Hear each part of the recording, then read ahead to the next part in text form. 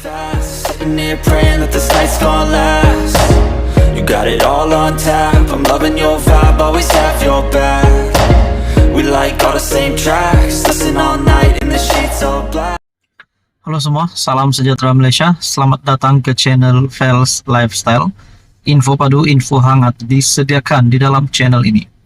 Terima kasih tuan-tuan dan puan yang masih setia di dalam channel ini. Saudara-saudara, menerusi tajuk video ini sudah pasti mengejutkan, menggemparkan kepada pendengar hari ini. Ini pasti satu keputusan yang mengerikan, di mana kita dapat tahu Tun Daim Zainuddin berkaitan dengan isu Menara Ilham, berkaitan dengan isu pengisytiharan harta, dan pada akhirnya saudara-saudara, ini keadaan terkini Tun Daim Zainuddin yang saya boleh katakan dalam keadaan yang amat memilukan.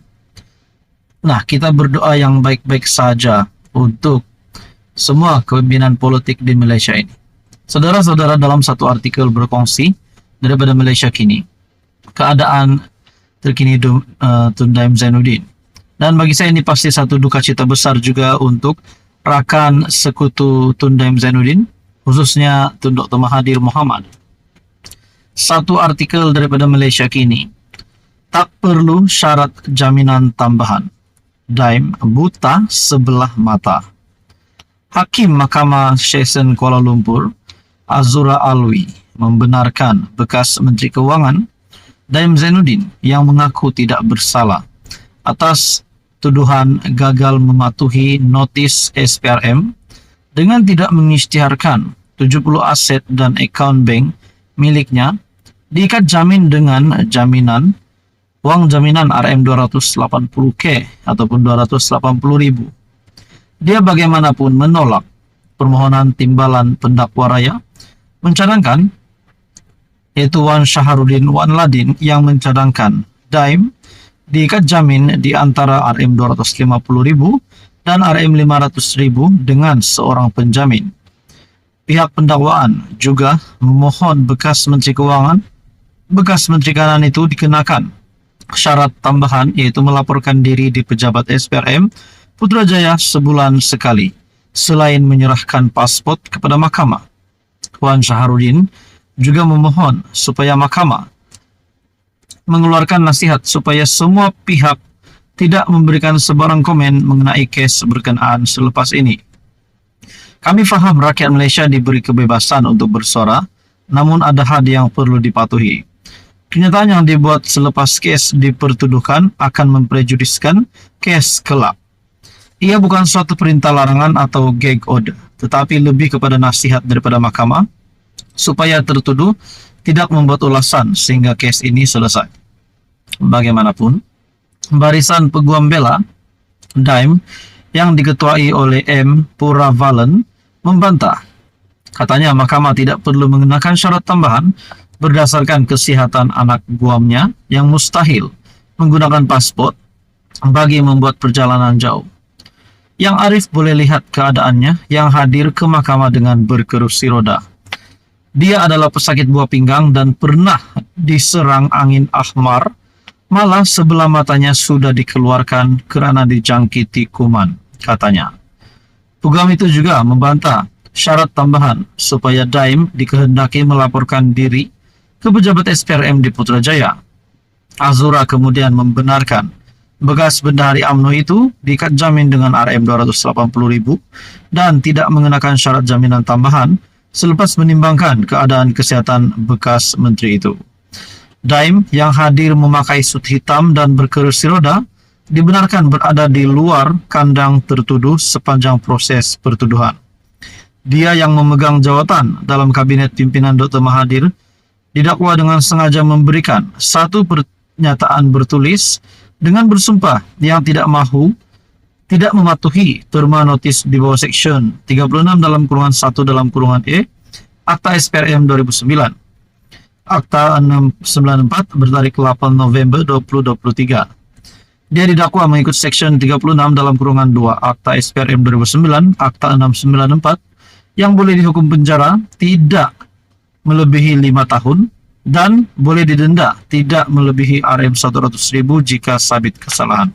Nah, saudara-saudara, apa komen Anda berkaitan dengan isu ini? Ini pasti satu kejutan untuk Tun Daim Zainuddin, kroninya, rakan sekutunya, dan juga kepada Tun Dr. Mahathir, yaitu rakan sekutu rapat Tun Daim Zainuddin. Nah, Anda boleh komen di bawah apa komen Anda. Sekian saja, teruskan bersama di dalam channel ini untuk info yang seterusnya. Mohon bantu channel ini dengan menekan butang like, share, dan juga subscribe. Halo semua, salam sejahtera Malaysia. Selamat datang ke channel Fels Lifestyle. Info padu, info hangat disediakan di dalam channel ini. Umum juga sudah mengetahui setakat ini 6 ahli parlimen daripada pembangkang ataupun daripada Bersatu Perikatan Nasional yang sudah sah mengisytiharkan sokongan terhadap kerajaan perpaduan pimpinan Datuk Seri Anwar Ibrahim. MP ke-6 itu baru-baru ini daripada MP Tanjung Karang Zulkifli Hanafi. Nah, sudah 6 MP yang menyokong Datuk Seri Anwar Ibrahim, MP pembangkang, tuan-tuan dan puan. Pada akhirnya banyak spekulasi yang dibuat. Apa yang Muhyiddin patut jawab selepas 6 MP Bersatu ini sudah mengisytiharkan sokongan terhadap kerajaan? Adakah Muhyiddin tidak mahu menjaga MP daripada Bersatu ini? Dan setakat ini ahli parlimen PAS belum ada yang menyatakan sokongan. Nah, timbullah spekulasi, adakah Muhyiddin tidak pandai memimpin Bersatu? Nah, bagaimana pula dengan kenyataan daripada veteran UMNO sebelum ini, yaitu Syahril, yang berkata PAS patut pimpin PN, bukan Bersatu. Nah, saudara-saudara, ini satu pengumuman Datuk Seri Anwar Ibrahim. Makin ramai MP pembangkang hilang percaya pada parti sendiri, kata Anwar. Wow, ini satu kejutan untuk kepimpinan pembangkang. Rasanya termasuk Tun Dr. Mahathir Mohamad yang kita dapat lihat memang memusuhi Datuk Seri Anwar Ibrahim. Perdana Menteri Datuk Seri Anwar Ibrahim percaya lebih ramai ahli parlimen pembangkang akan menyokong kerajaan perpaduan kerana hilang keyakinan terhadap parti mereka apabila perubahan kerajaan yang dijanjikan tidak berlaku. Anwar berkata, mereka hanya dijanjikan dengan janji-janji palsu, dengan pelbagai langkah tebuk atap yang nyata tidak menjadi kenyataan dan memainkan persepsi negatif termasuk isu-isu perkauman. Mereka diberikan harapan, walaupun saya katakan atap ini bukan atap rumbia tetapi atap konkrit. Mereka berpindah dari Dubai ke London dan mereka lupa atap konkrit jauh lebih tebal. Dan apabila terhakis harapan, orang-orang ahli parlimen yang dijanjikan perubahan akan berlaku ini, seorang demi seorang akan meninggalkan parti mereka, katanya dalam ucapan peresmian penutupan di Konvensyen Kerajaan Perpaduan Perak di Ipoh. Nah, saudara-saudara, adakah dengan kenyataan Datuk Seri Anwar Ibrahim ini sebagai Perdana Menteri membuatkan lebih ramai lagi ahli parlimen daripada pembangkang akan menyatakan sokongan terhadap kerajaan perpaduan? Turut hadir di timbalan Perdana Menteri Datuk Seri Ahmad Zaid Hamidi yang juga pengurus CPN di dalam beserta Menteri Besar Perak Datuk Seri Sarani yang juga pengurus CBN Perak, pengurus CPH Perak Datuk Seri Mujahid Yusof, dan naib pengurus CDAP Ngakorming. Anwar yang juga pengurus CPH berkata, kestabilan kerajaan perpaduan termasuk gabungan dari Sabah dan Sarawak adalah kukuh dan pihak yang sentiasa cuba menggugatnya perlu menerima kenyataan gabungan itu akan kekal sehingga akhir penggal. Yang di Pertuan Agong pada malam tadi juga menasihatkan agar pimpinan politik memelihara perpaduan dan kepimpinan perlu menumpukan untuk memacu pertumbuhan dan biar bicara soal merancang setelah 5 tahun, yaitu akhir penggal. Saya yakin juga Tuanku Sultan Johor yang akan menjadi agung akan mempertahankan pendirian yang sama, kata Presiden PKR itu.